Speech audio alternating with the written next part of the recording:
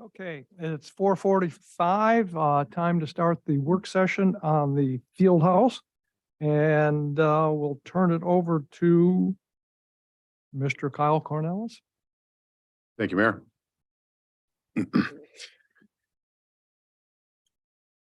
Well, yep, I'll kick off the work session. It's not built yet. Yep.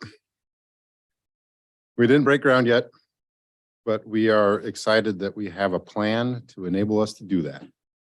Doesn't come without sacrifice though, and tough decisions. In general, I can say that is not a fun time for bidding and construction for anybody right now. So the only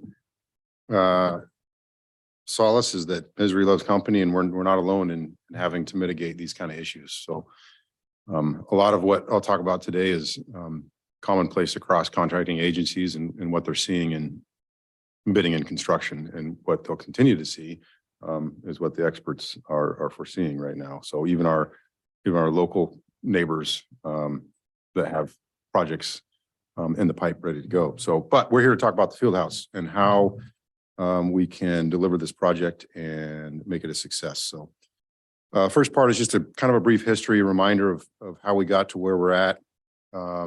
And I do, before I start, I'll note that we've got our project manager, CO Rudstrom here, Parks and Rec Director, Joel Todd, Economic Development Planning Director, John Zarneski, and our Finance Director, Melanie Imholt, as well as our City Manager, and Laura Reiner, Assistant to the City Manager. So it's been all hands on deck for quite a few weeks and months now, as we've tried to mitigate the surprising cost estimate that we got recently this spring. But I'll just resume. Also online, we've got our design team with Burkhart Croft Architects, Joanna and Molly. They'll assist us with some of the technical aspects of this presentation and kind of go over a bit of the second bullet point here, the cost estimate they received, and then some of the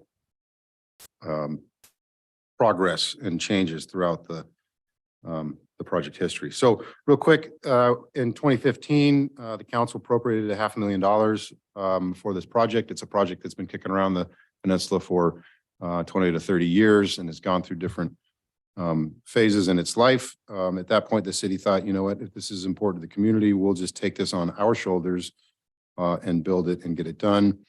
In May of 2017, the city appropriated $3 million for use towards the construction of this project. We subsequently went out for a GO bond. At that time, our strategy was to minimize our debt to 10 years. In order to do that, we proposed a 0.5% sales tax that would automatically sunset at 10 years and would completely pay for that debt service throughout that time frame. That vote failed by 18 votes. So it was very close. It told us that it was a valued project by about half of the community. The other half had a lot of different comments about it, some of which were take care of the assets you have now, and kind of pointed a finger at the ice arena and other buildings in our city. Since that vote, we did appropriate funding and undertake some capital improvements specifically to the ice rink. That remodel is actually on the cusp of reaching final completion. There was just a few punch list items, the Zamboni door and some landscaping, et cetera. So after we had kind of taken care of some of that existing infrastructure, we reanalyzed, we relooked at the existing drawings and specifications, decided to get an updated professional cost estimate in anticipation for a decision on whether or not it was the right time to approach the public and go out for another vote and potentially build this thing.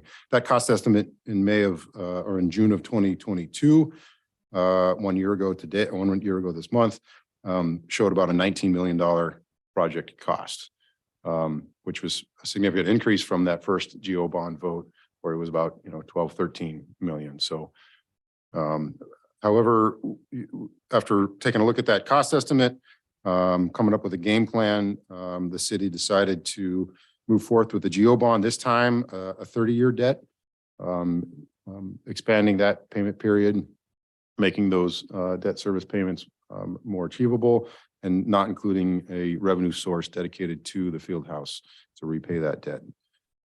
It passed overwhelmingly, about 68%.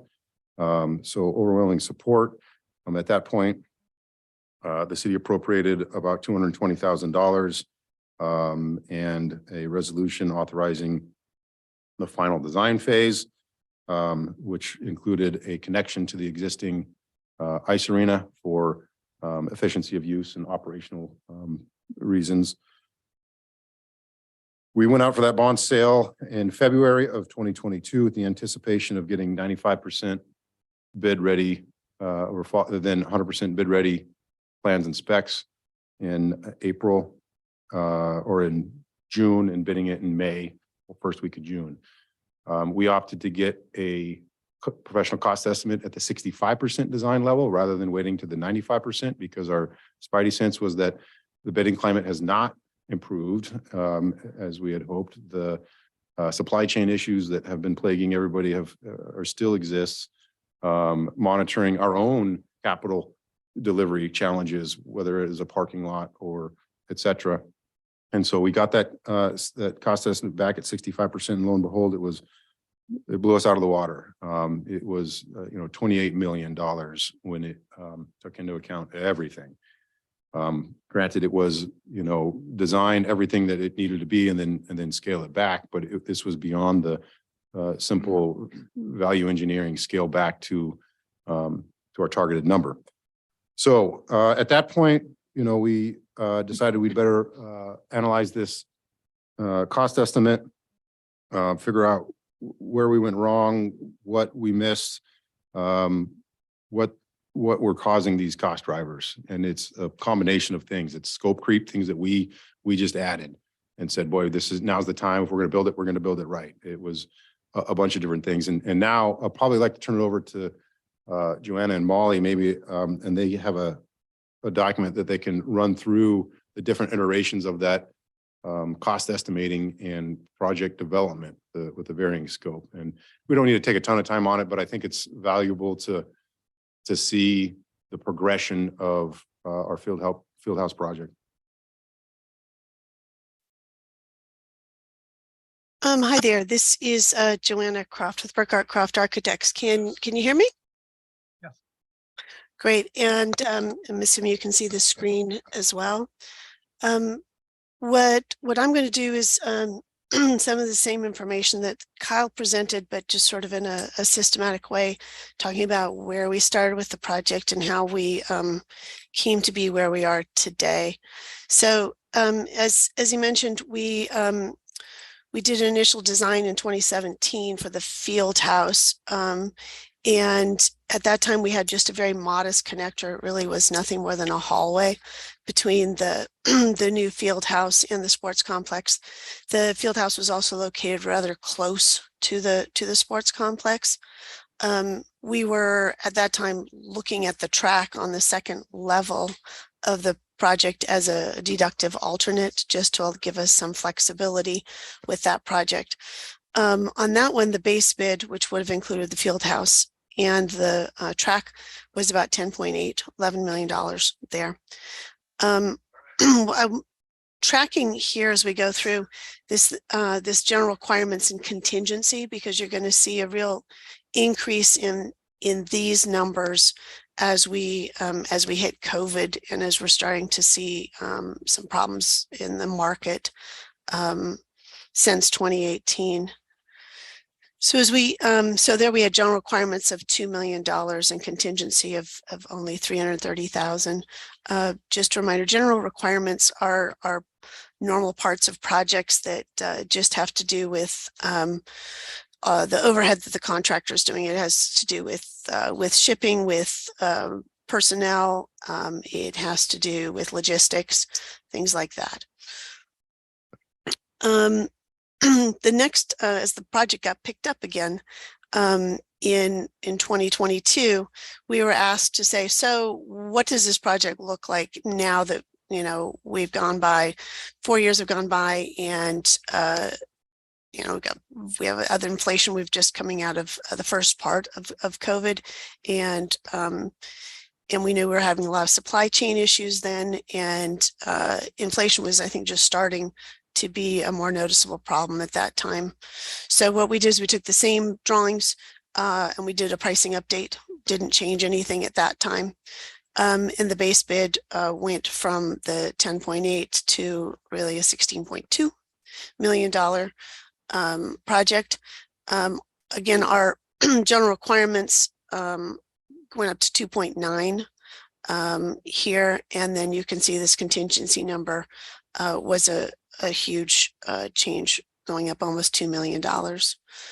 What we started seeing at that point in 2022 is something called unique market risk that was getting added on top of a lot of the cost estimates at that time.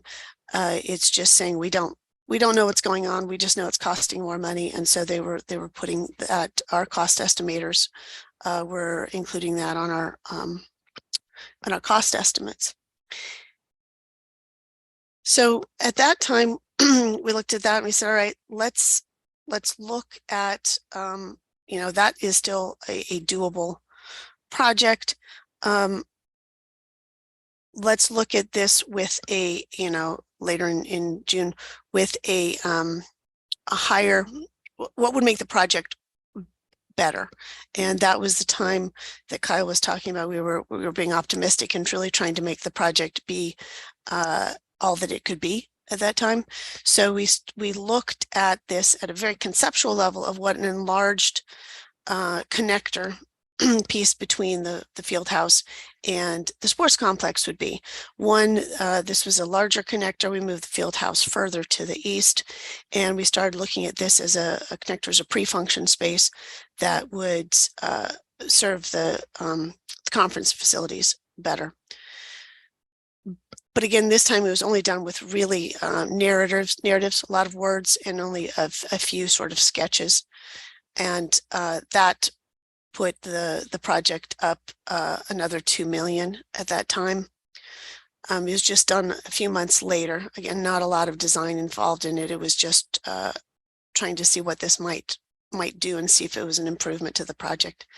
So again, another $2 million. So we're at the 18 million mark.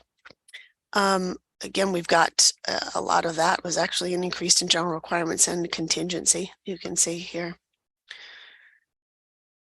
So what we did based on that is we went ahead with the actual design, getting all the disciplines in the design to design that enlarged connector piece, the pre-function space that I described at that time.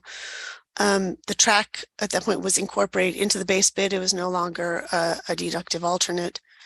We really focused more attention than we had before on the parking and the surrounding areas on the site. So we increased base bid parking and then also had 2 additive alternates, bidding alternates for additional parking areas. And I do have some graphics that we can look at at some time whenever you think is a good time. So we made all of these changes, and then as Kyle mentioned, we were all sitting there on pins and needles, and this came back in April, so less than 2 months ago, came back with a $25 million estimate for that base bid, which again had that larger base bid parking, and then another $3 million in 2 alternates for that additional parking areas. And again, the parking areas is not just paving. There's a decent amount of dirt work that has to be done to get the paving, but it also included the landscaping and lighting improvements. And we also are having to do some more fill because our parking area got larger. So we were going to areas that had not been developed at all before this. In conjunction with that, again, here are these numbers that keep showing up. These numbers are included in this base bid number. This is just pulling out 2 parts for consideration. The general requirements up to 4 million, contingency up to 3 million. So the changes that we had done from the 2022 estimate to the 2023 estimate, there were several. I'm just going to list them here. One, site work was a significant increase. The base bid site work increased by $3.2 million. We went from a little over 1 million to more than 4 million. Again, increased earthwork, site improvements, site mechanical and site electrical. We have some things here under interior construction, electrical, mechanical, and structural, all related to the connector piece, or predominantly connected to the connector piece.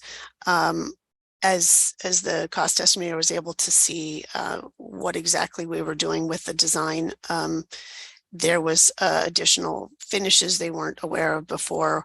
We added some AV systems, added some additional lighting, and then the mechanical and structural systems were a little more complicated than had been described in the that earlier narrative. So a lot of connector piece and a few things added to the field house. The other thing that we've been tracking all along here is that general requirements and contingencies. As everything else goes up, the general requirements and contingencies will go up because a lot of them are percentage based. So they're driven by the underlying costs. So those went up a lot.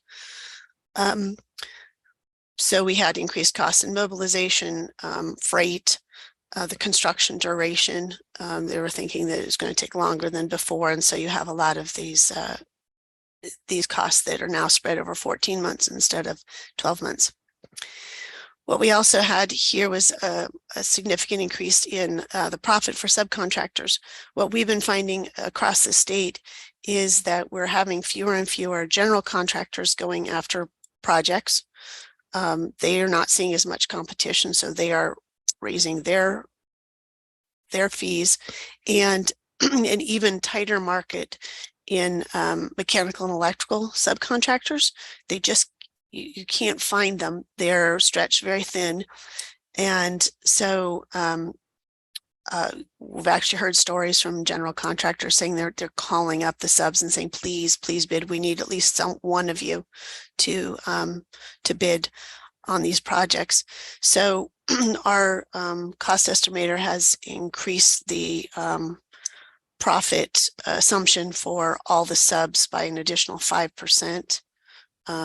So that has raised that general requirements again significantly. It's sort of hard to pinpoint, and it looks strange when you see these big numbers here. It's contingency that doesn't, it's not targeted towards this is the structural steel. It is just this $3 million that looks like it's doesn't exist, but we are finding that projects are bidding higher than they had before. So again, we got the 25 million within, I think, 48 hours of getting that estimate. We all sat down, Kyle and CO and Joel sat down to start looking at possible reductions in this, on what was driving this and what we might be able to reduce. We looked at a couple different alternatives, which is the connector piece as a whole, and the other one with the parking, because that again had increased, the base bid parking increased by $3 million. What we did then just shortly after that is we thought, well, let's see if we can figure out how much we could get out of that parking, just the base bid parking. So what we did was a quick site work revision to the drawings to do a sort of minimal amount of site work. So the cost estimator did not re-estimate the entire project. They only looked at those things affecting site work, and then all the downstream things of site work, meaning, the general requirements and contingency. And we just got that estimate back end of the day yesterday. And what we found on that was that we had a reduction of $3.7 million onto a base bid. So the site work itself was reduced by about 2.8 million. And then you had the accompanying reduction in general requirements and contingency. So both of these numbers went down as well. So our base bid is looking at 21 million right now. What we have then just as a secondary follow-up, so this being our first follow-up to that big cost estimate, the second follow-up here is that we've completed a revision to the design that eliminates the connector. It leaves the field house as a standalone building, but designed to add a connector piece later on. We've sort of saved that portion of the design into a separate folder. It can be brought back at a later time. And so we have the field house just as a standalone building at this point, with that more fully fleshed out reduction in the base bid site work. And that went to the cost estimator on June 6th. We are hoping to get that back from them about 2 weeks after we give it to them. So in June 27th, or maybe I'm off by a week. Anyway, we're supposed to be getting them in another week or two. And we should know where we are at that time. Thank you, Joanna. So real quick, just some of the major cost drivers that Joanna was talking about that you saw on the screen. The general requirements, like she noted, that's a, you know, a lot of times it's predicated on the size and complexity of the project. It's not 2x4s and concrete. That's somewhere else in the cost estimate. And so that kind of goes up and down based on the overall cost of the project. The pre-engineered metal building, it is what it is. It's not something that we really have much to change. We're not going to make it a smaller building or a bigger building or a taller building, fewer windows, more windows. That's kind of set in stone, and that's not really an area of the scope that we can manipulate very easily. So we didn't really touch that. The field house connector building between the SRSC and the field house, absolutely, that's probably the biggest low-hanging fruit. That is going to would be a beautiful addition and well used and great for both facilities. But we can eliminate that right now and achieve a massive cost savings. So that's proposed to go away completely. Like Joanna said, it can sit on the shelf. That's not money wasted. If and when there is a conference room expansion, that can be incorporated at that time.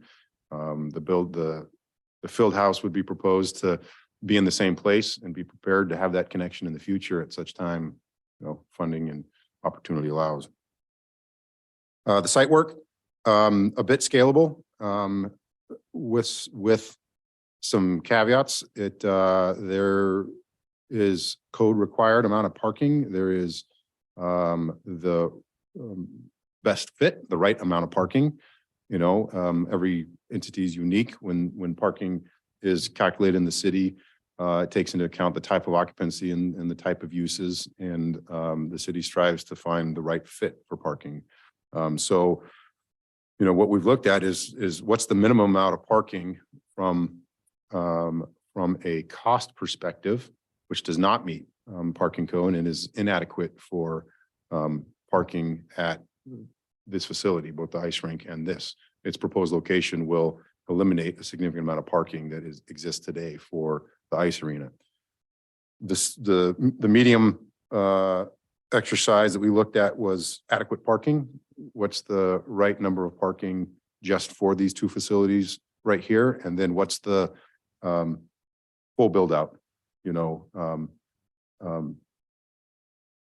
lots of lighting, plenty of parking. What's that right amount of parking? So kind of good, better, and best in the parking. And we look at that because the site work is so expensive, and it's one of the areas of scope that could be phased. There's challenges with that because at the end of the day, we still need code compliant parking. We still need adequate parking for both the ice rink and for this facility. But we can strategically phase that. And once we know bid costs and cost to deliver the building, some of that cost uncertainty will go away. Like the contingency for that matter, right? We'll know, do we need all of the contingency, half of the contingency? We'll know what's needed to really complete that project. And there's other elements that we can postpone too, and I'll get into that in a second, such as FF&E, right? The flooring doesn't need to be incorporated into that. The city can own or purchase that later directly ourselves, save the markup, purchase that later once we know what it costs to deliver the field house. And then finally, the contingency amount, right? That, as you saw in those figures, it goes up and down wildly depending on the size and scope of the project. And a lot of these costs are compounding, so if you add this connector piece, it's not just the cost of the connector piece, but it's the markups and the contingencies and the general requirements that kind of compound on each other. So some of the value engineering considerations, this is kind of my last paragraph on the first page. We just talked about it. The construct the connector later. I think that's really not a option. I think at this point, we're prepared to just completely not do that connector piece at this time. Some of the things we talked about weren't on the table and aren't negotiable, like the track. It's a very costly addition to the building. You have to upsize the steel members, the track product itself. But that in our minds wasn't negotiable. That's an important element of this facility from the health and wellness perspective, from everything that our community asked for. And that wasn't on the table for value engineering, among other things. Another good example that we considered everything under the sun was the divider curtains. They're actually relatively expensive and would be easy to make sure we had the supporting structure to add them later. But from an operational perspective, to be multi-purpose and to have multiple functions, they need to be there. And so that's not really something that we decided was on the chopping block.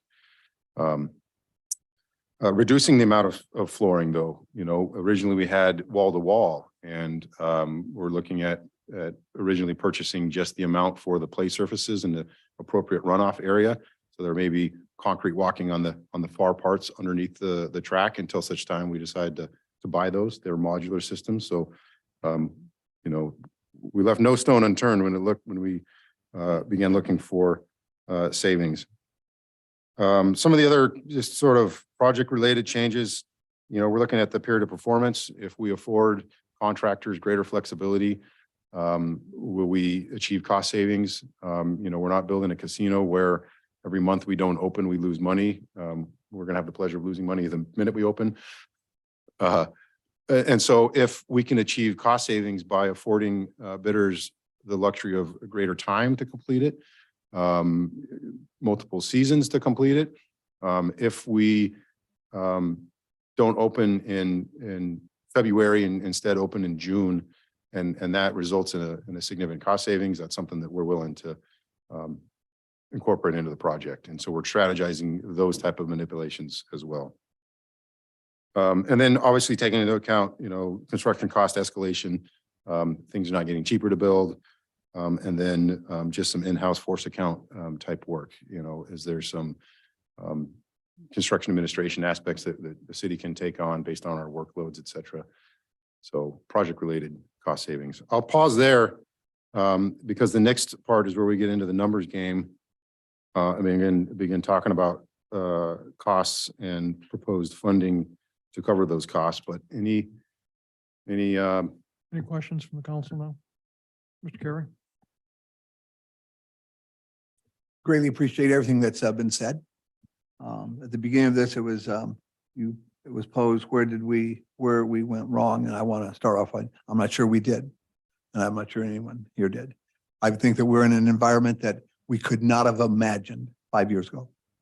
And so I think, I think that's an important thing. I want to see us move forward as much as we can. However, here's my question that I'm most concerned about. And being involved in other issues, again, as many of us were in this last year or two, there's been a lot of discussion about workforce availability. do we really have knowledge of whether or not we will have people available to build this? All the other things going on, particularly in this area, as well as this country. And so that, and again, I'm very open that I'm asking a question that you can't know.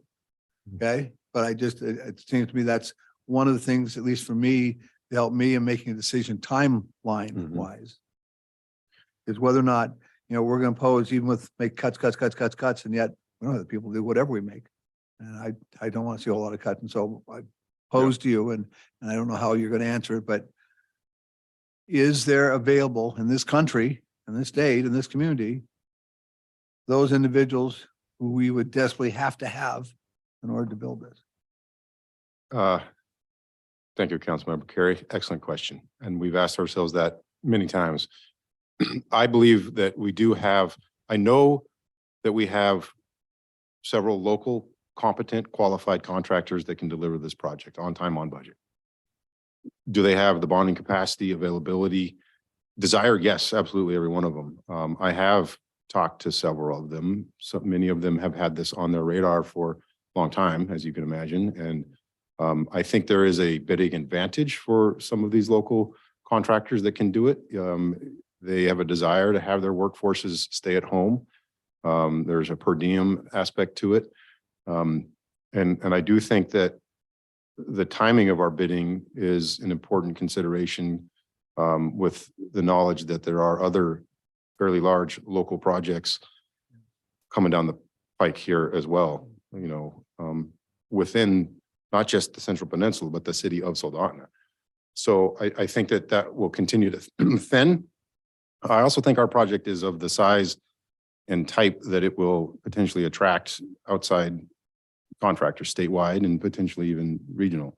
It's a big pre-engineered metal building, pushing a bunch of dirt around, putting an erector set up, minimal finishes. I also think the volume of projects on the peninsula might afford some bidding interest, knowing that there's not just a $20 million City of Soldotna project here. There's also a X $million fire station and school district projects, and I think that's attractive to our area as well. So I do believe that that there are entities out there. I know they're interested in it. Will they go after it aggressively or not? I don't. That's the $1 million question, and why there's such a large contingency on it. And we'll talk a bit about, we don't want to have to use that contingency. The professional cost estimators say, here's what it's going to cost for the base bid to deliver this project, but you better have $3 million extra just in case. But we hope that we don't have to use that $3 million just in case. And that's part of our phasing strategy here. But we darn well better be prepared to spend that $3 million on the base bid should we get those bids back. And that's where it's at. And so we need to. Low. What's that? 3 million may be low. Well, yeah, I mean, there's always a risk that we are underfunded for any project. And what we're learning is that you do need to have a healthy contingency on things. Yep. So to answer your question, yes, I believe that there are adequate contractors and firms available to do this work. Vice Mayor Portman. Thank you, Mayor Whitney. Thank you for the presentation, and I'm glad to hear that the track remains, because the track was something that was very, very important. I think the phased approach is a good way to go, not only for this project, but other projects that we're looking at. And, tackle the most important part of it first and then build on the others. So I like that. And appreciate that you've taken the time to pull this together. Projects, this is not uncommon, but appreciate that we still have the track. And I think the phased approach and how you've outlined this right now is something that we as a city should still be tackling, because I think the community at large is still very excited about seeing the field house. And I had people in Anchorage asking me about it today. Thank you, Vice Mayor Parker. And I will add that the phased approach, it's going to have some growing pains, but I think we've got a plan of attack, and it will include a conditional use permit through the Planning and Zoning Commission regarding that parking, right, with a deadline and a target to come into code compliance. It is going to be a fairly lengthy construction timeframe. So we'll have, once that we get those bids back and we know what it costs to deliver the project, we reset, relook at our spreadsheets and go, okay, now we know a little more definitively about what money we have available and what money remains to deliver the project. So. Mr. Nelson. Thank you. Thanks, Kyle. Maybe I'm skipping ahead, but I'm going to ask this question. When we talk about these phased approaches and some of this, I heard if we don't do all the site work, or, if we come back and we do X, Y, or Z, it seems to me from an administrative standpoint, obviously that's a significant amount of work when we talk about, you guys know better than this, but bids and administration and project management. And I don't know, I haven't looked at these other pages with numbers, but I guess my question is, just for my own knowledge, is that, even though it's kind of deferring that cost, is it still driving up the cost with admin doing it that way, but just we're taking it from a different bucket? Does that make sense? Yeah. Thank you, Mr. Nelson. Yeah, ideally we would be most efficient by, and we will include additive alternates. So if we don't need that contingency, the prime contractor can do it all. But I think there is a force account cost to bidding things separately, et cetera. But I think that the alternative is to identify and appropriate and specifically set aside enough funding to do that. So by phasing it, it affords us to really come up with the minimum amount we need to bid this and get it on the street. Hopefully reduce some of that uncertainty of cost for this structure. And then we'll have a smaller bandwidth of how much money do we need to do this phase 2 stuff. And I think that's the biggest value is, right now we're already gonna have hard conversations about the impacts of additional city funding towards this project and the downstream effects of that. And so in order to minimize that, we still may need to go there, hopefully not. But that's kind of the intent of that phased approach. You're right, though, it will incur additional, kind of force account costs, potentially. I just follow up real quick. Is my assumption correct that it would be advantageous to put this out sooner rather than later to forestall any other unforeseen price increases? Is that kind of the strategy? That is our current strategy, both with the projects we know that are on the horizon elsewhere and the availability of contractors, and then just construction cost escalation. So we may still allow that contractor to do much of the work later. So, if they're really busy right now, it's not a great time to bid traditionally.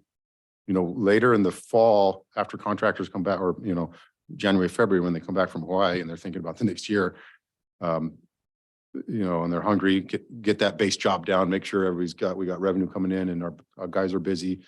That's generally the best time to bid. But I think that if we, say, hey, you can start with site work and parking and stuff in the fall, but really do the bulk of the work next year, you can line it up then. It's really early to be bidding for, the following construction season. So, but yes, to answer your question, that's correct. Mr. Chilson. Thank you. Kind of a follow-up to that. Conversely, rather than rushing to get this bid out as quickly as we can and competing with other agencies that are doing similar bids, would there be any benefit that you'd see in potentially putting this on the back burner and giving it maybe a year or two and kind of letting some of these bigger bonded projects around us come to completion and then free up capacity among local contractors, and maybe we get better pricing that way? That's certainly one option, and we consider that, and it still may be. The hard part is as we look at the linear progression of our cost estimates, we really, to date, we don't see any flattening even. I would guess that at best we see a less steep curve of cost increases, but still a positive slope, if at best flat. So, and maybe, Joanna and Molly can speak about their experiences elsewhere in the state, or their crystal ball on their experience in a year or two postponement. Because Jordan's right, there is a glut of projects here, and this is our sphere. I'm less in tune with stuff statewide, but I know Anchorage Bowl has got a ton of stuff going on too, a lot of vertical construction, right? That's what we're competing with. But even the, civil site contractors, there's a ton of transportation projects out there as well. Molly, or Joanna, either one of you, any crystal ball thoughts on longer postponement? Well, I guess I would, this is Joanna. I guess I would think if it were a year, I might consider it, but I think that of the projects that are going to be coming out down the peninsula, some of them are just starting design. You're going to have some of these things coming out in a year or two, and we'll be competing with those all along the way. This is one of the only projects that's designed now and can go out and now and get first in line. So I see that as being important. And again, the flexibility of this project is real important, I think, in making it attractive to contractors that are very busy. So this way you get in there and then they can work those other projects into this schedule, we're seeing that, projects all around the state are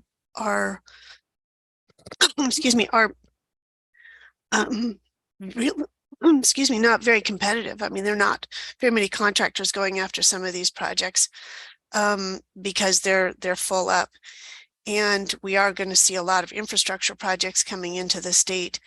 They're not all big vertical projects, but I think you're going to have a lot of contractors that are in any way involved with those are going to start really being sucked into the more federally funded projects that may take them out of the peninsula across the state. So I don't know that anything's going to be better in a year.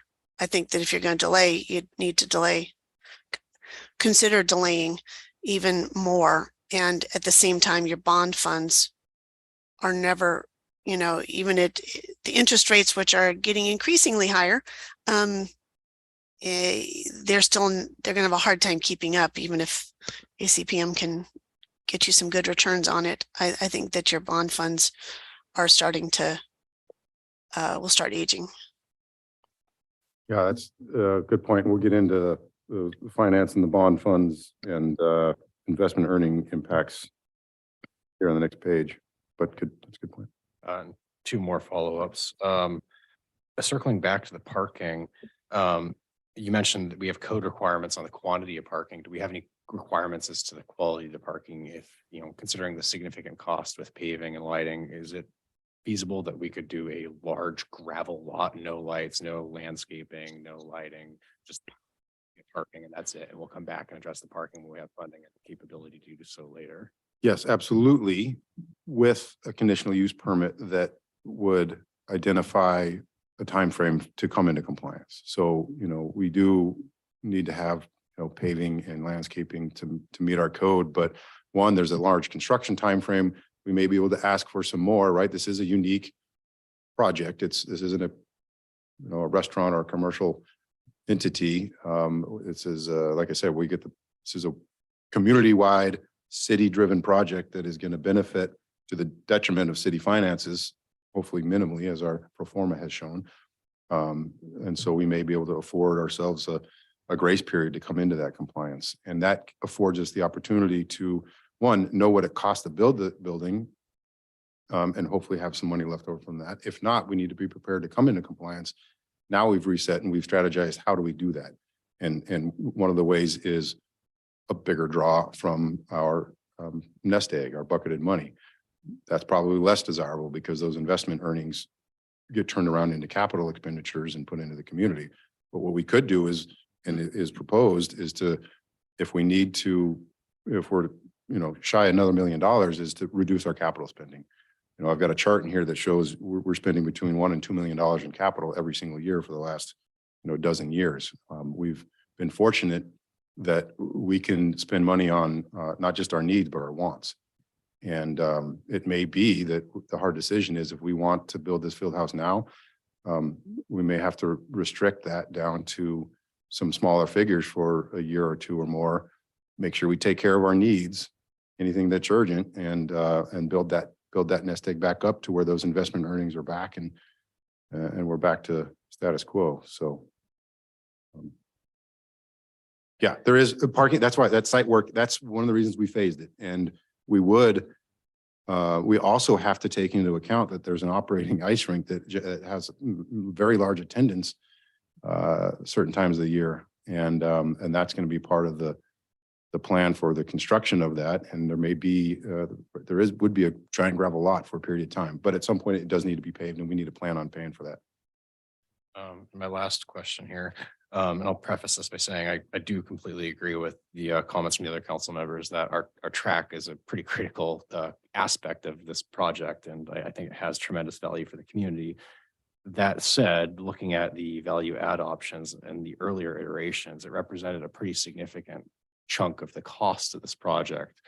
And I'd be curious to know if you have any thoughts or just guesstimates as what that cost would potentially be as far as a portion of this project that we're looking at now, because as critical as that is, I think, to the success of this, we are facing a very difficult decision as a council here. And if it comes down at the end of the day to, this might be a project we simply can't afford as a city. And it's a question of, do we build the field house without a track, or we don't build a field house at all?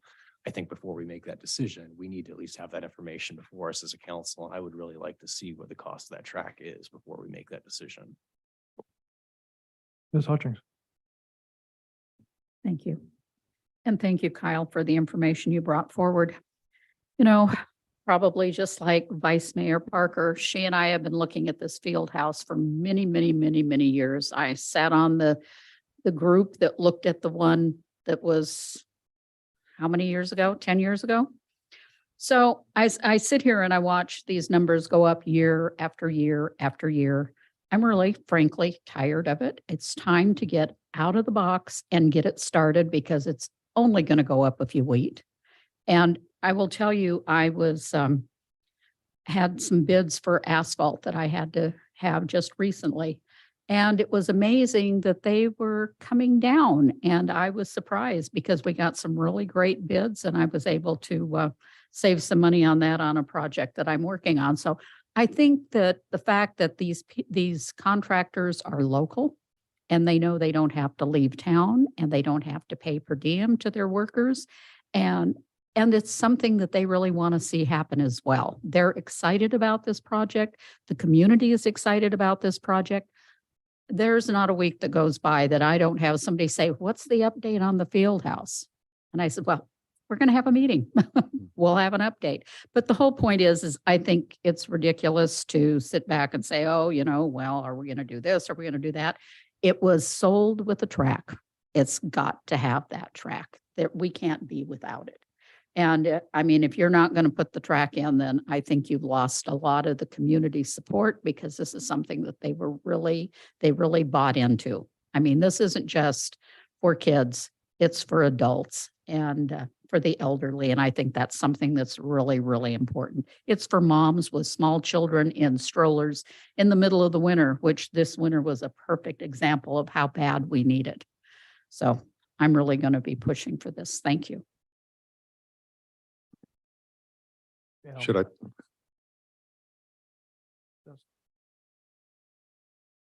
Go ahead.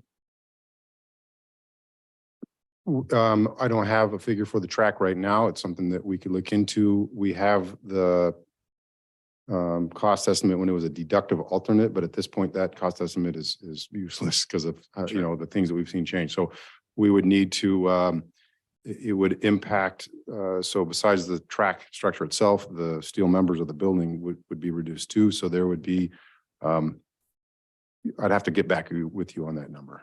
It's a significant number. Okay, thank you. Quick comment myself. I think we need to move forward on this now. The track should stay in there. That was one of the big selling points. The reason I say we need to move forward, we've been sitting on this for many, many years. Probably we should have built this in 2018 when it was a little bit more reasonable, but that didn't happen. And I think one of the big reasons to get it out right now is some of these other large projects in the area aren't going to be starting going out to bid for maybe a year or another, maybe even 2 years. So we've got a little bit of a head start on those, and I think we need to get this out there as quickly as possible. So If I may, I think it'd be probably a good idea to talk about some of the financial implications and sacrifices. and that was my next question. Our next comment is. And we And may I shouldn't have say to go- sacrifices, I should say just, financial decisions and their implications. So the next page is kind of the proposed, the cost summary of costs that we reasonably expect that are estimates, and then proposed funding to take care of those. You can see we've got the cost of bid and the funding to support that cost of bid, right? So we're not going to put this job on the street unless we have the money to pay for what we think it's going to cost. And then the bottom part is what we've broken out, elements that we can pay for after we know what it's truly going to cost to build the building, and one of those is that phased parking. So just to start with, as Joanna's cost estimate showed 21.3 million is the new minimum site work-based bid. We'll deliver that project. The connector building, that 2.7 is estimated. When we get that final 95% cost estimate back on June 20th, that will be completely fine-tuned, but that's our best estimate of what will be reduced by getting rid of that connector building. And then we'll have an additive alternate for a bunch of parking in the south area. And we've got some graphics, but they're less important. We probably won't get to those. So it's a $20 million project, base bid, inadequate parking. To fund it, we've got the $15 million GO bond. We've already sold 10 million in the first tranche, so we're paying the debt service on that. Melanie and I have talked with bond counsel. If we were to back away from this project completely, there is a legal and established procedure to do that.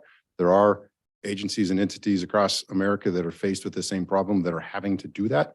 I'm glad that I'm here today to tell you that there's a recipe for success, however painful it might be, because I think his statement was it's either bad or really bad.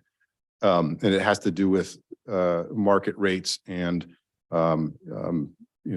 interest rates, things of that nature, as those have gone up. But there is a way for us to back out of it from a bond perspective, even though we've sold 10 million already.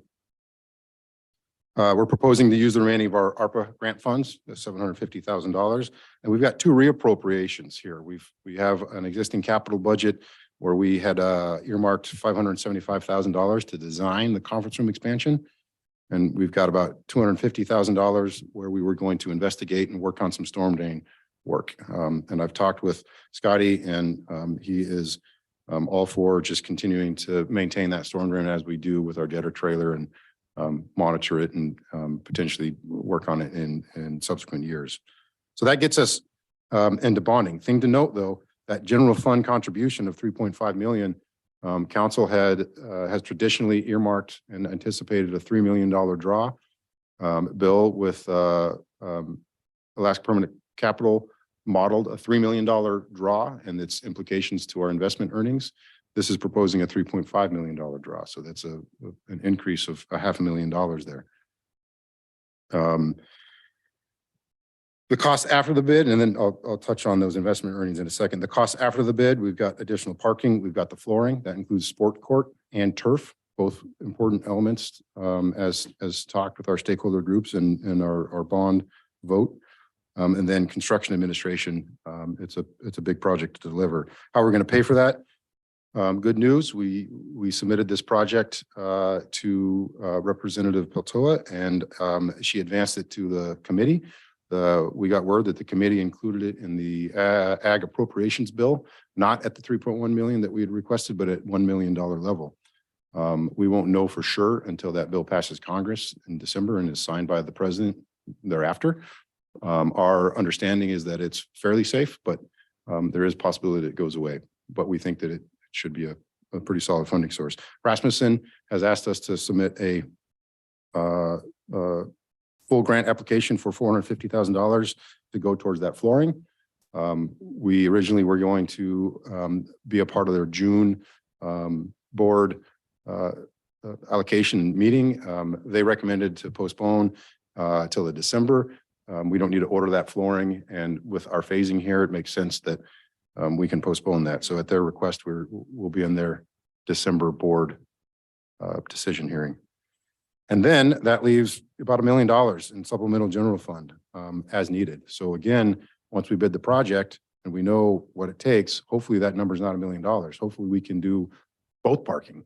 Maybe not. We need to be prepared to not. So this is worst case scenario. We're going to need another $1 million of city funds to deliver the field house. There's a couple of ways that we can produce that $1 million. One is to pull it out of our buckets of savings. That has implications. The investment earnings is the next table. You can see the fiscal year investment earnings over the last 1, 2, 3, 4, 5, 6, 7 years. They're not insignificant. Don't look at FY22. That's a scary parentheses number, but look at the average earnings. The city has been fortunate to take those investment earnings and utilize them towards capital spending and other city needs to cover any imbalance in the operating budget. And Melanie's here and can talk much more in depth about our investment earnings and bucketed money. But if we take $1 million out of that, you can imagine those investment earnings are going to drop significantly. And there'll be downstream effects of not having that money to spend. Another alternative or mixture of is to reduce our capital spending.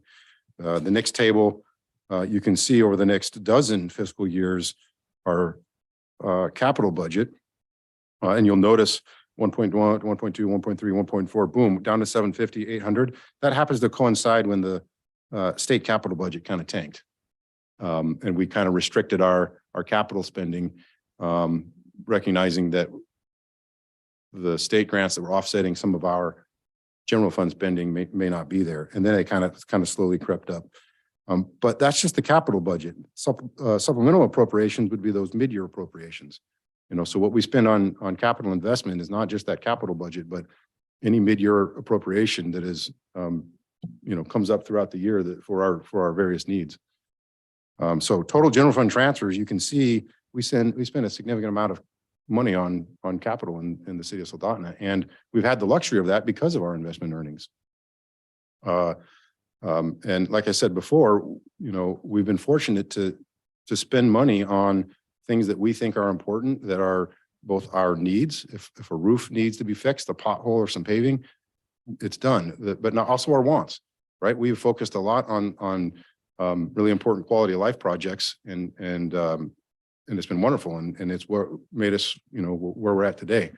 And so one opportunity and proposal would be, if we need that extra $1 million to spend on the field house, well, we need to choose that field house to be our capital priority, which is a quality of life expenditure, but it may require limited spending on other capital priorities and not urgent needs. I think that we'll be able to fund anything that needs to be taken care of, but perhaps some of the stuff that in the past we may say, hey, we've got a very healthy fund balance, let's just do it and be the best that there is. So it needs to be, if we do this phased approach and we end up needing to use every bit of that contingency, we got to have a plan to fully complete this project. And that plan would be to reduce our capital budget spending, over the next, year or two or more, depending on what our investment earnings do.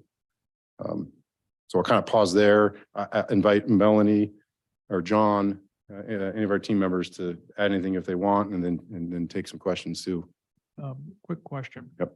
If you were to put this out to bid the earliest possible date that you could right now, what's the construction period length of time? Put us into what time frame? Well, 14 months of a period of performance for the contractor would be par, status quo. We may consider giving them a bit longer, depending on construction seasons and opportunity for savings. So the earliest completion date would probably be the fall of 2024 then. correct, late fall, if not beginning of 2025, which is we had planned on bidding in June Right. of this year and really expanding it out so it's not that much different than what we had originally planned. But obviously had a few months hiccup here as we have scrambled. Vice Mayor Porker. Thank you, Mayor Whitney. As Linda said, I think the field house has the momentum and support of the community. And we need to continue to move forward. One of the things that we haven't addressed, and we talked about it many months ago, was fundraising. And we have a lot of organizations in this town that have supported this project and moving this project, the field house, forward. But have we looked at fundraising? And there's certain aspects I can see, getting an entity to fund the connector, and, it's then named the Cornelius Connector because he provided the Okay. funding to build it. And I think that's got a good ring to it too. But I think that as we go into this phased approach and, as we look at furniture, fixtures, equipment, the flooring, the exercise equipment, there's entities out there that probably would help provide some of that. And, they get recognized Yeah. as a major sponsor of the field house. But that's one thing I didn't see. And I also, even though this is for this upcoming federal fiscal year for congressionally directed spending, I can see us asking again for additional congressional directed funding as we move forward. Thank you, Vice Mayor. Absolutely. That is one of the aspects of this phased approach. We'll identify the funding necessary to bid the project, get rid of some of that cost uncertainty. And now we've got 14 months or greater to find the funding necessary, ideally not city funding. And we will aggressively continue to pursue grants and partnerships. Healthcare is one, right? Health and wellness was a major aspect of that. We're actively seeking partnerships on that. Laura has done a great job of continuing to seek out and find grants. She's been coordinating with Rural CAP on an equipment type grant, and whether or not that's applicable to this project in particular, or can that be applied to another project and allocation that then frees up that money to be used towards this project, right? Joel and Laura have been getting strategic about that. So absolutely, it affords us time to talk about that fundraising and supplemental funding. I had a couple other ones that we're seeking right now as well, but I know there might be a number of questions still on, but we've got to get ready to move on to our regular council meeting here in the next 10 minutes. I'm almost seeing the need for another work session at somebody's convenience. Can I ask what you're looking at for the time frame for taking this out to bid? It'll take a month for the 2 meetings for, an appropriation through council for council to consider whether or not they want to appropriate that funding. You look at that table right here, we've got that, where it used to be 3 that lapsed, and we've always targeted 3, and now it's 3.5. That's in our opinion, the minimum to get us into the bid phase, with the understanding that there may need to be further city funding later. So I think we're prepared to, over the next couple of weeks, work on the funding scenario so that we can introduce an ordinance at the next meeting for your consideration, with bidding to commence, a month after that, depending on council support and any changes and things of that nature. Our design team has been pestered left and right by the city folks, and they've responded pretty quickly and turned things around. Their industry is underwater too. They're in high demand, as are the cost estimators. 10-day turnaround or better generally is a 10-day turnaround. So to answer your question, sorry for going on, a month and a half, 2 months, we'd be ready to bid. Yeah. Yes, ma'am. Is there a desire to have another work session on this in the very next week, say?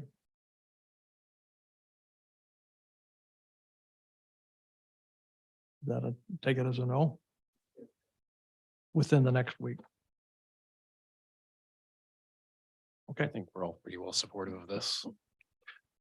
Yep, and I'll add, feel free to reach out to me. City Manager Bowers, a great resource. He's getting us whipped into shape. So happy to answer any questions as we, this is very dynamic, like Joanna said. I mean, that cost estimate you saw, we got last night. So we'll make sure we keep the council up to speed, particularly if there's any changes from what we've laid out today. But right now, we feel like this is our path to success. Okay, well, I think that's the consensus as we move forward, and we get this out on the street as soon as we can.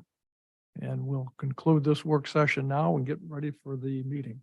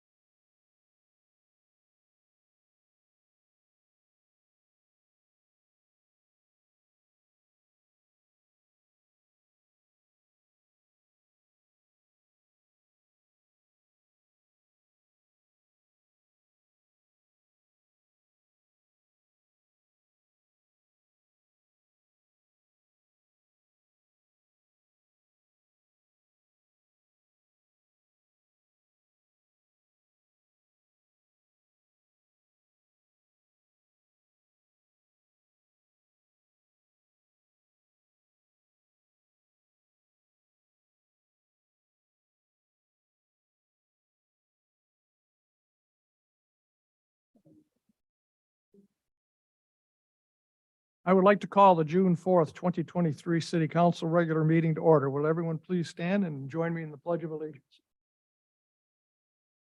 I pledge allegiance to the flag of the United States of America and to the republic for which it stands, one nation, under God, indivisible, with liberty and justice.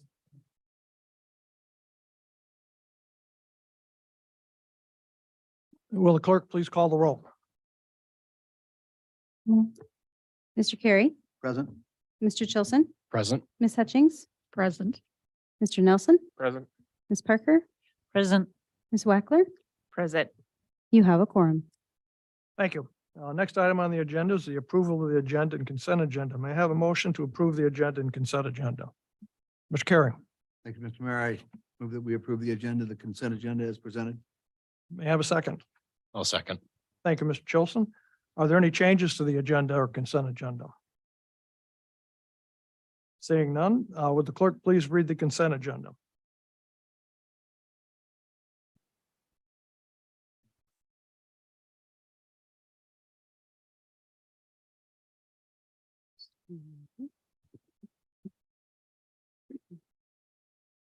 Approval of May 24th, 2023 council meeting minutes.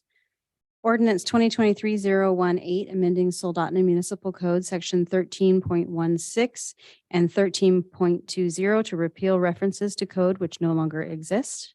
Sponsored by the city manager. Public hearing on June 28, 2023.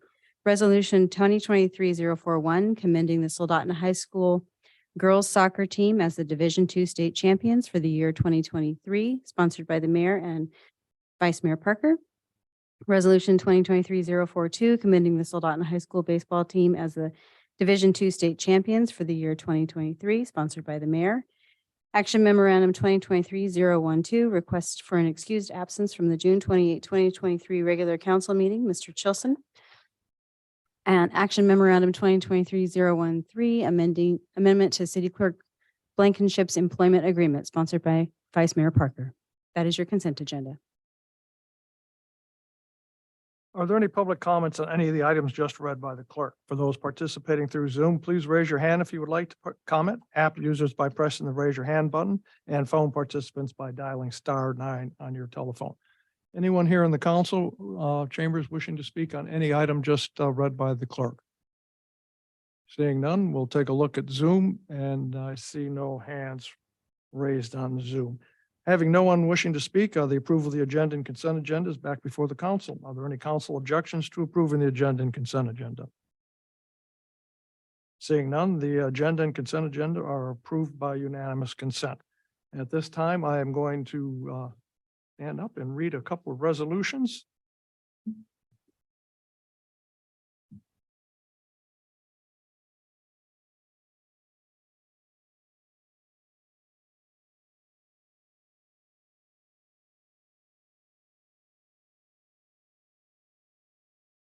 And we will start with Resolution 2023-041, and that's a resolution commending the Soldotna High School girls soccer team as the Division II state champions for the year 2023. Will the coach please step up here? And would the young ladies please stand?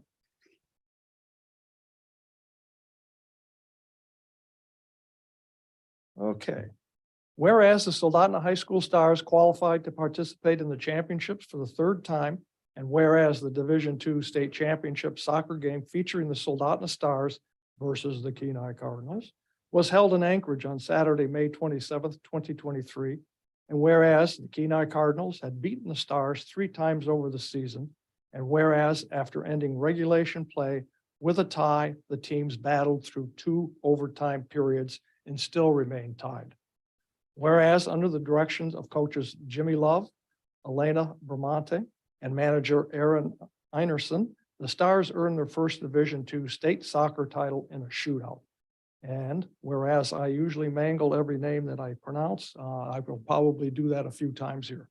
Members of the winning team include Grayson Henry, Piper Bloom, Alex Lee, Babe Bloom, Keela Sundberg, Kendra Rose, Sadie Lane, Sienna Lauter, Emily O'Regan, Jaslyn McDonald, Liberty Miller, Lacey Nye, Anika Jadlika, Morgan Lem, Emily Hines, Sarah Pogue, Avery Powell, Kaylee, Urban Vesto, Sonia Montague, Sonny Miller, and Emma Glassmaker.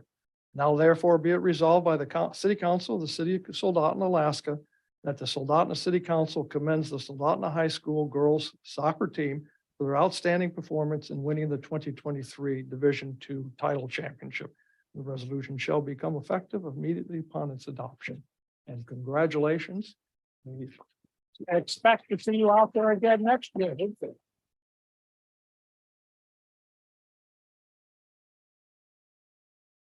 And I believe that must be the trophy that these young ladies won. Good job. I went to most of the games, except I was usually bundled up with hats on and coats and gloves. Next one.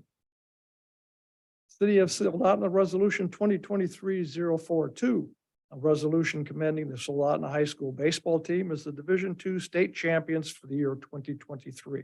If the coach could please come forward. And the team members, please stand. Whereas the Soldotna High School boys baseball team received an at-large berth to play in the state championship, and whereas the state championship game was played in Wasilla on June 3rd, 2023 at 3 p.m., and whereas under the direction of head coach Ken Gibson, assistant coaches Chris Michelson, Nick Sorrell, Max Pavel, and Atticus Gibson, the Soldotna Stars became the first team to repeat as Alaska Schools Activities Association Division II baseball state champions. And whereas the Soldotna Stars defeated the Kenai Central High School Cardinals with a score of 14-3. Good job. Whereas Matthew Schilling was named player of the game, and Andrew Pye and Derek Jones were named all conference. And whereas I again will probably mangle these names, members of the winning team include Ari Miller, Brett Hostetter, Colby Sturman, Trenton Onimus, Tucker Blue, Wyatt Gagnon, Andrew Pye, Derek Jones, Levi Michelson, Braden Hostedler, Evan Hans, Sage Isaiah Cruz, Hunter Harrison, Matthew Schilling, Jaden Studevents, Brendan Teal, and Easton Hawkins. Now therefore be it resolved by the City Council of the City of Soldotna, Alaska, that the Soldotna City Council commends the Soldotna High School baseball team for their outstanding performance in winning the 2023 Division II championship. The resolution shall become effective immediately upon adoption. Congratulations, and we expect you'll be out there again next year. We'll be doing this. Yeah, good luck.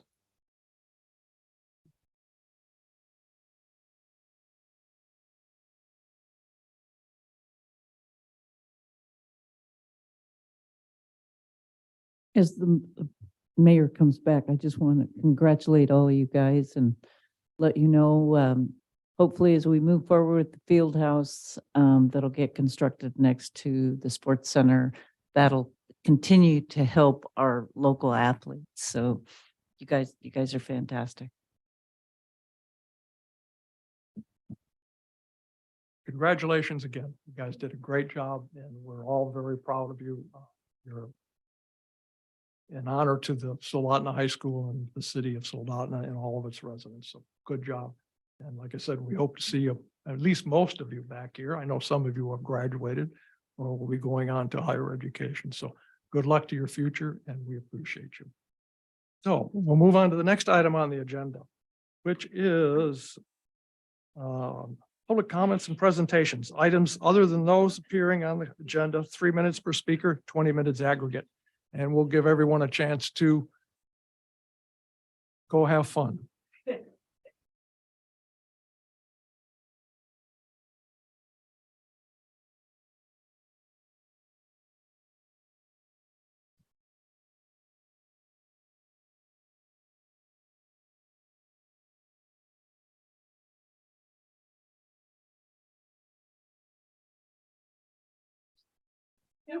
Yeah. And I see Mr. Zarneski has taken a new job with the media over there. Moonlighting, huh? Are there any members of the public who would like to speak on any item not appearing on the agenda? For those participating through Zoom, please raise your hand if you would like to comment. App users by pressing the raise your hand button, and phone participants by dialing *9 on your telephone. Anyone here in the audience wishing to speak, please step forward and state your name and address for the record. My name is Ryan Howlett of Selectable Lodge, address 36245 Grove Street.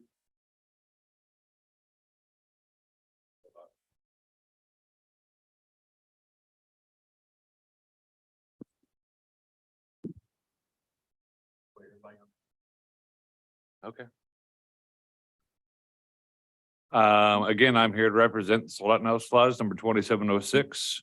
And I am here to present a check for $4,000 to the Soldotna Police Explorer Program for the great work they do with youth. With their, yes, I got it right here. The boot camp. That's to do activities such as physical fitness, defensive tactics, ethical moral education, scenario-based training competitions. And yes, we've sponsored this before and we are very happy to do it again. So I presented this to you.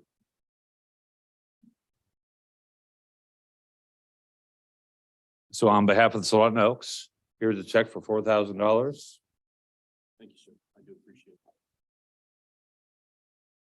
Good job, Al. Folks, that was, I don't know if you all seen the program. It was a week long.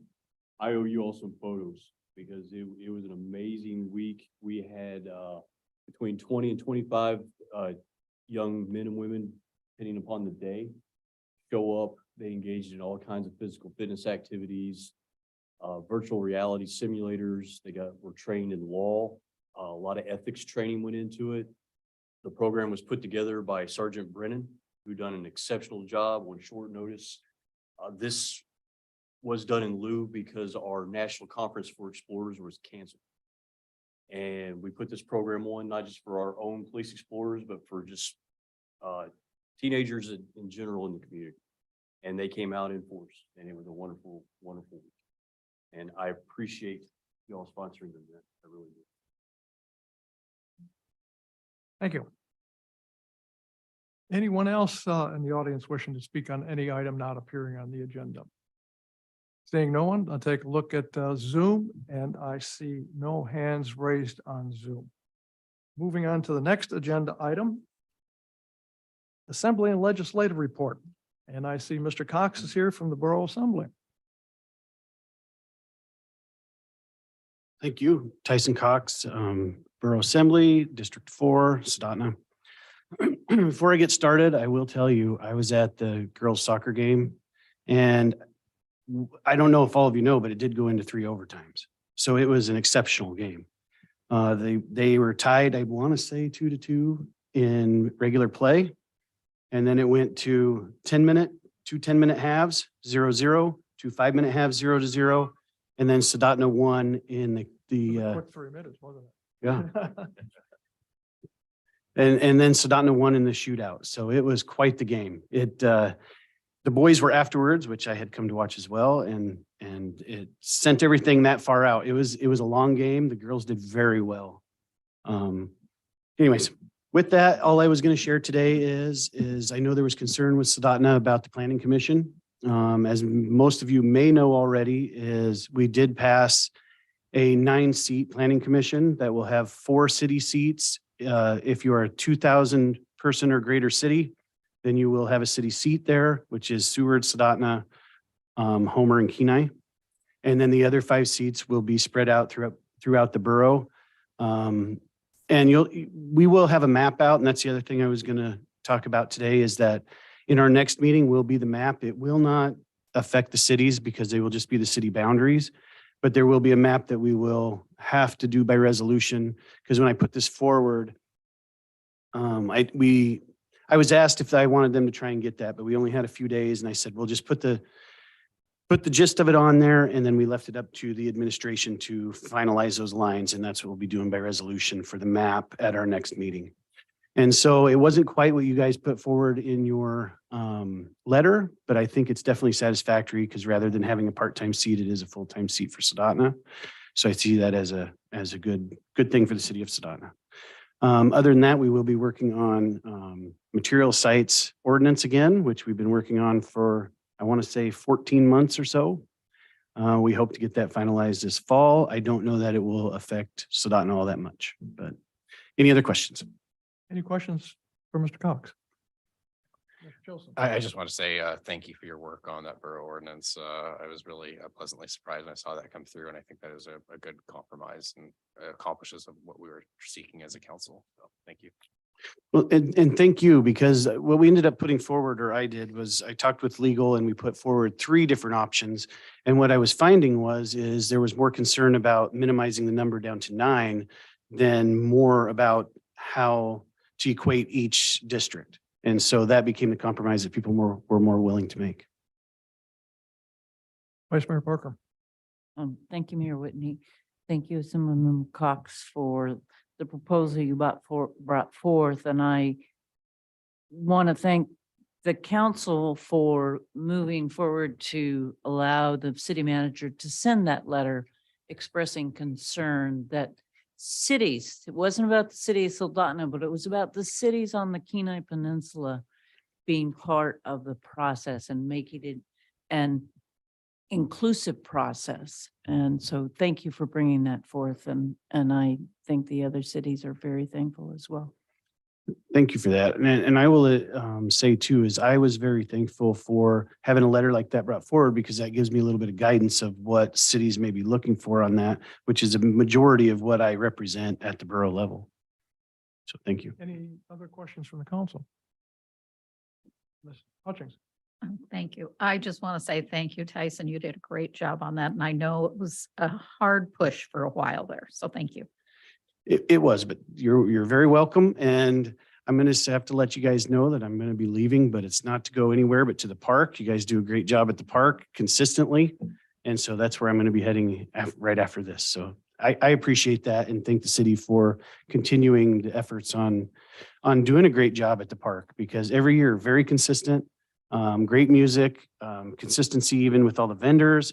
It's something that people can look forward and know what they're going to get when they go there. And so like last week was pretty good numbers. I'm hoping to see good numbers down there again today. And I thank you also, Mr. Cox, for all the work you've done, not only on that ordinance, but all the work you do on the Borough Assembly. I appreciate it. And I appreciate you guys. I saw you had a work session today for Field House. So I'm excited to see that move forward. So, We all are. all right.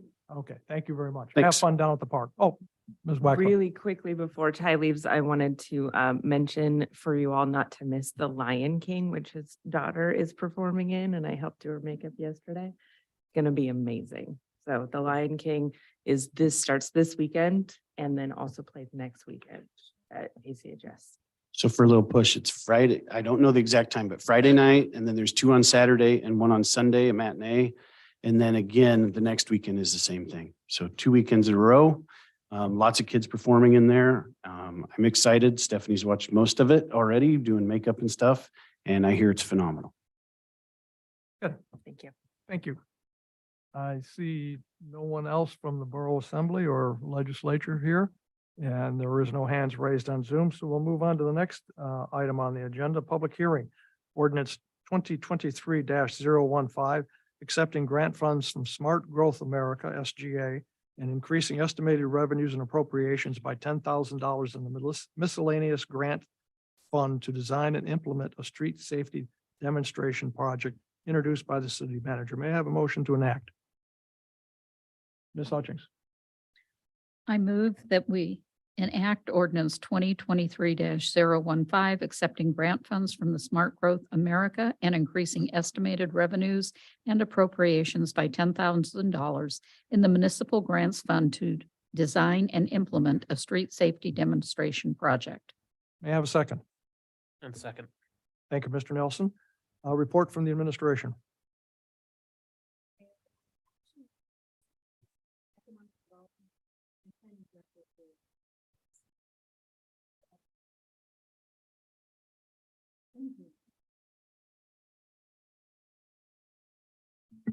Good evening. So I think most of you have been aware of the Smart Growth America Complete Streets program that the city has been involved in. We applied with the state of Alaska to this program to create a demonstration project here in Soldotna, learn new techniques, new ideas on how we can move people in our community in a more effective, efficient way and safe way. And so once we were accepted into that program, one of the benefits was that we would be eligible for a $10,000 grant to help implement our temporary short-term project. And so what this ordinance does is appropriates those $10,000 from Smart Growth America. Once we have the dollars appropriated and we have a memorandum of agreement from the state, we will begin to purchase materials, and we hope to be building our project on the Birch Street Sterling Highway intersection this summer. So hopefully sometime in July, we will get that ball rolling. And that concludes my report. Be happy to answer any questions. Are there any members of the public who wish to speak on this item? For those participating through Zoom, please raise your hand if you would like to comment. App users by pressing the raise your hand button, and phone participants by dialing *9 on your telephone. I see no one here in the chambers wishing to speak on that item, and looking at Zoom, I see no hands raised. Oops. Moving on, having no one wishing to speak, the item is back before the council. Are there any council comments? Ms. Hutchings. Thank you. I was hoping that John could maybe explain exactly what's going to happen at that Birch intersection. Sure, through the mayor, Ms. Hutchings. What we propose to the state of Alaska is an effort to increase awareness at that intersection so that motorists, as they're driving by, have a better understanding of that we have a major destination there. We have Soldotna Creek Park, and we literally have over 1,000 people crossing that street to get there. And so what we propose to the state of Alaska is a number of things. The first being to expand the crosswalks, and instead of doing the traditional parallel bars, to do what's called a continental design, which runs perpendicular. And what that will allow us to do is to widen the crosswalks at that intersection in all 4 locations. So that's one of the big things. The other, one of the other things was delineators along the median to again raise awareness. The idea was to put up vertical structures so that motorists would be more aware of the intersection there. And to that end, we suggested that we could replace some of our existing banners that we have currently with some park-specific banners so that you would know you're adjacent to the park, you're in the park district, that you're here. It's a little bit different. Please pay attention. Along those same lines, we suggested that some additional signage on the highway would be helpful. And that signage would basically call attention to the pedestrians crossing that area. We requested some changes to the signaling. So currently when you want to cross the highway, you're at Birch Street, and if you don't push the button, you don't get a walk signal. So the first thing we asked for is make it automatic so that when the light turns green, you actually get a signal to walk. And then the other thing we asked for on that signal was to increase the time that the walk sign stays on so that pedestrians have a little bit more time.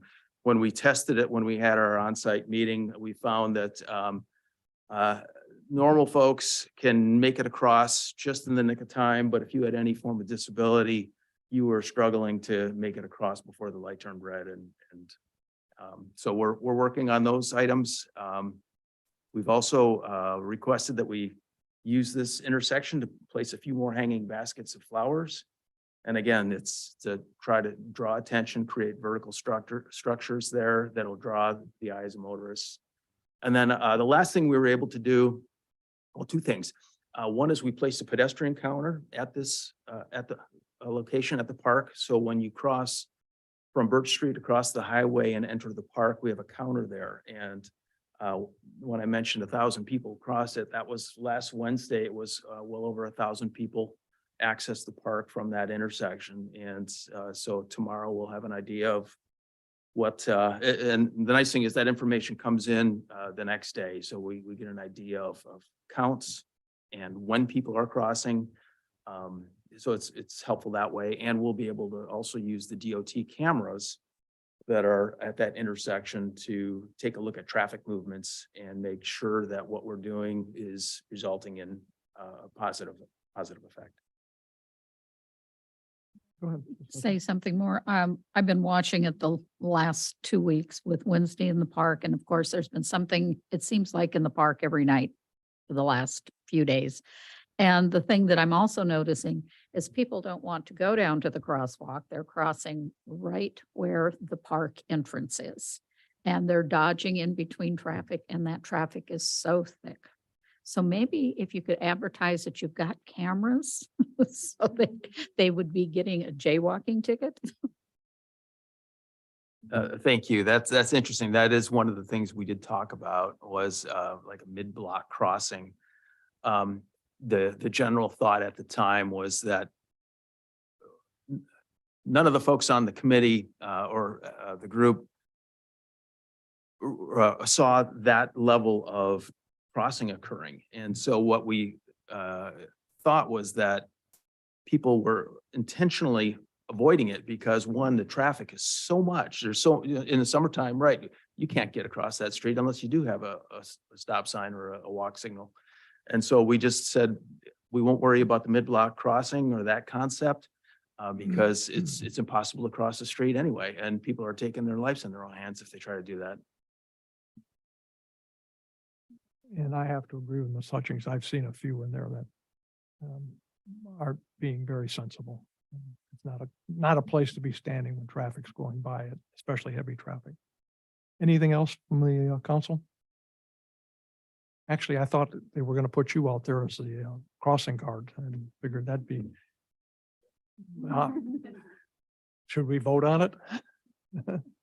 Okay. Moving on along, having Okay, we'll call for, or any other comments from the council?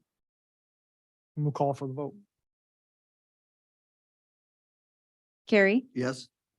Chilson, Yes. Parker, Yes. Hutchings, Yes. Nelson, Yes. Wackler. Yes. You have 6 yes votes.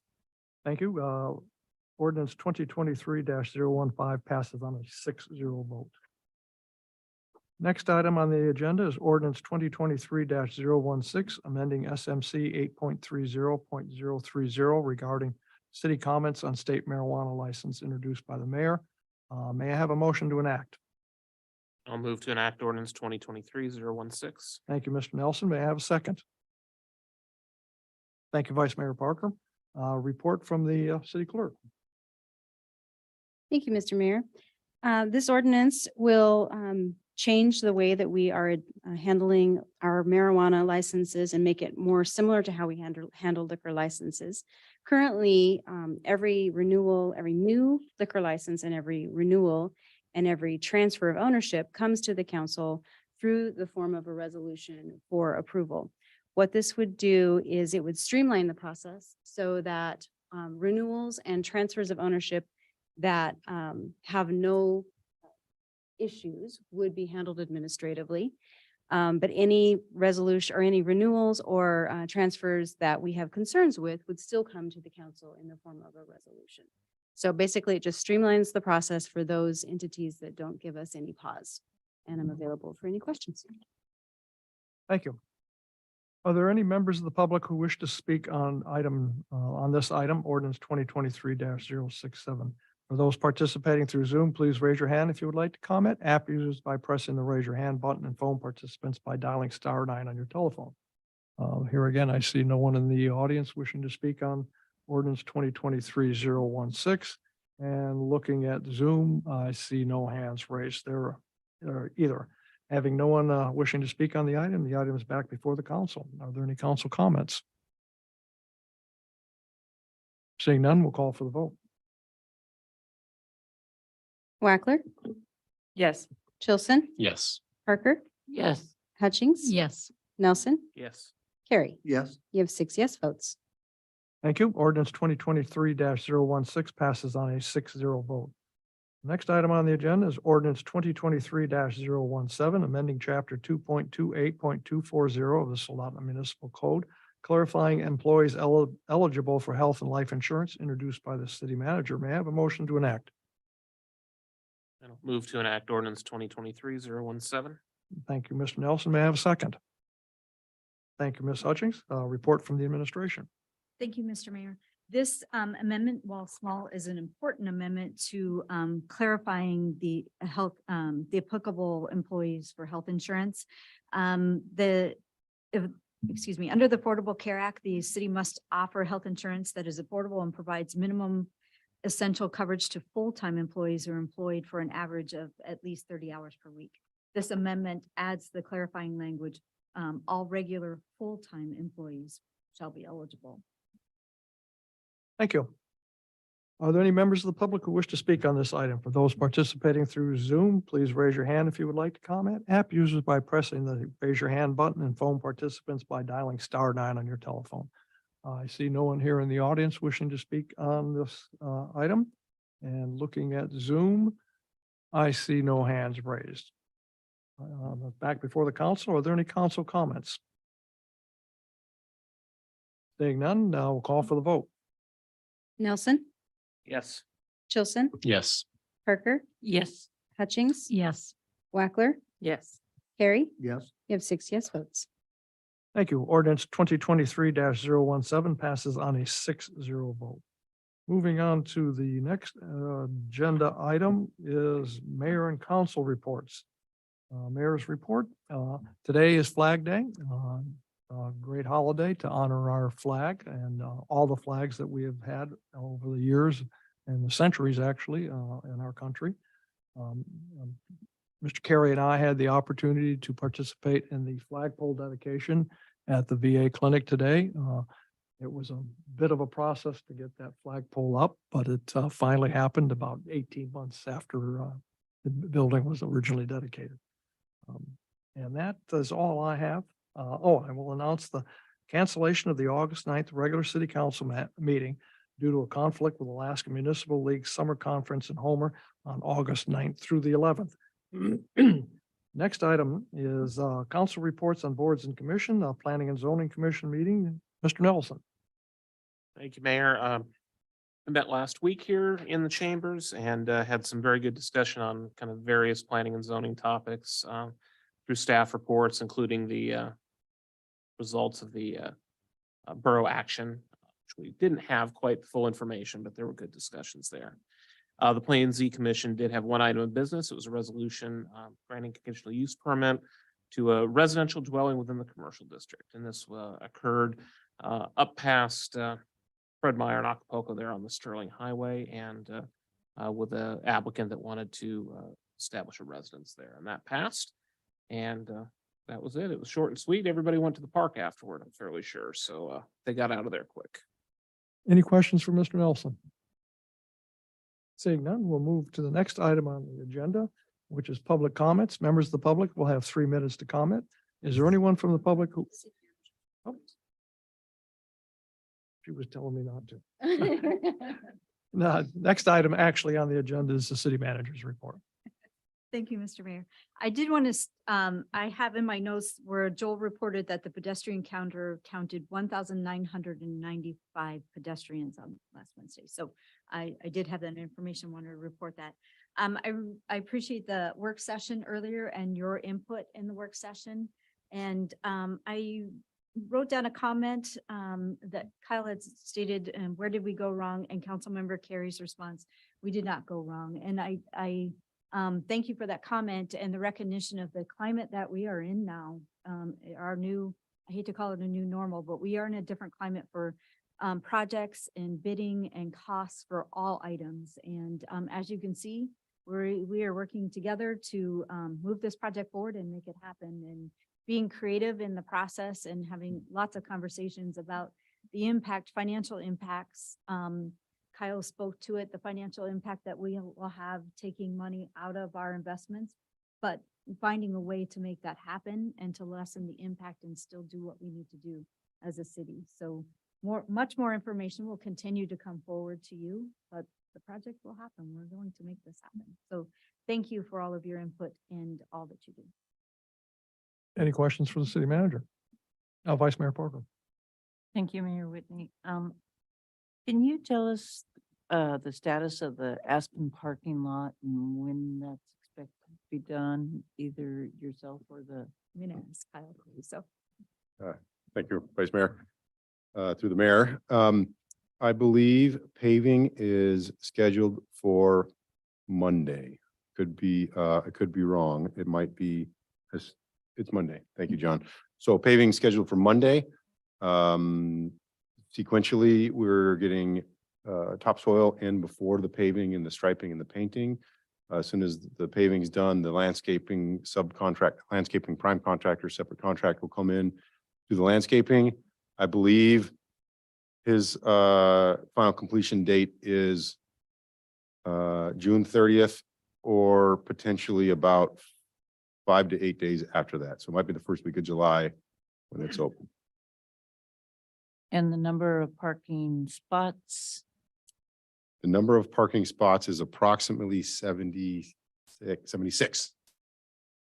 Yes, and with a beautification element, a significant beautification element. So, yep, should be successfully completed in about 3 weeks. Follow-up question, if I may, Mr. Mayor. Go ahead, Mr. Chilton. I was actually just over there recently, and one thing that I noticed I hadn't before is just the capacity of that auto shop there. Their parking lot is constantly packed with cars. Maybe this is just us coming off a tire season, but I'm wondering what measures, if any, are we going to be taking to make sure that we're just not giving additional parking to an auto shop when we don't want that used for the park? Thank you, Councilmember Chilson. To the mayor, it's something that we did consider early on in the planning phase of this project, and I think that it's going to take a combination of our police department and our parks department doing a bit of legwork and educating in the beginning. So we have communicated with all the neighbors. prior to construction, and throughout. So they're aware. This winter, actually, there was some snow removal occurring from adjacent parking lots and getting placed there. And we reached out to the, adjacent businesses, and they said, yep, no problem. Talk to their contractor and began hauling it. So that education's already begun. I do suspect you're correct that there'll be a little bit of legwork ongoing to make sure that that things aren't parked there overnight, or I think that's what's occurring in the auto shop portion, is that they're fairly sedentary, those vehicles. Okay, thank you. Any other questions or comments? I do have one. Hopefully we would be putting signs up in that parking lot that says no overnight camping.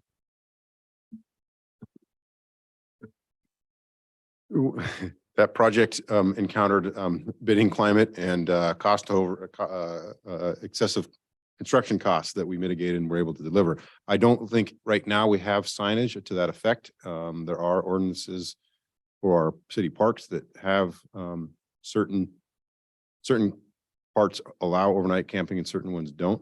We'll look into implementing those signs. I think we have some posted in Solana Creek Park. We do, yep.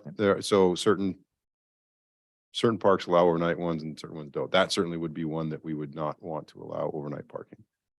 And actually, same kind of concern I had, Mr. Chilson mentioned, is I had thought that possibly we were going to be putting up a curb or something between the adjoining parts store and shop, instead of having it kind of an open entryway into it. It's too late to do anything now, but that's kind of. Yeah, so we looked into that for that reason. Short circuiting, there's a high value placed on off highway movement. The other thing is just capacity wise and utilizing existing approaches to the highway.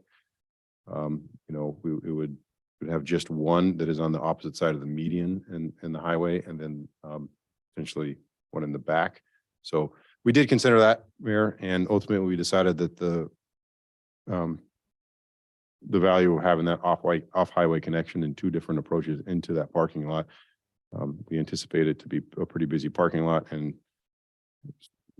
start and finish. So it was left in there. Thank you. And the city manager had mentioned something that I forgot to mention, and that was the work session. I thought it was a very productive work session, a lot of good information. And I strongly urge that we move forward on this as quickly as possible. Just have to come up with some innovative ways to maybe find some more funding sources and cut back of what we do need, but the track needs to stay in for sure. So moving on to the next item on the agenda is public comments. Members of the public will have 3 minutes to comment. Is there anyone is there anyone from the public who wishes to comment?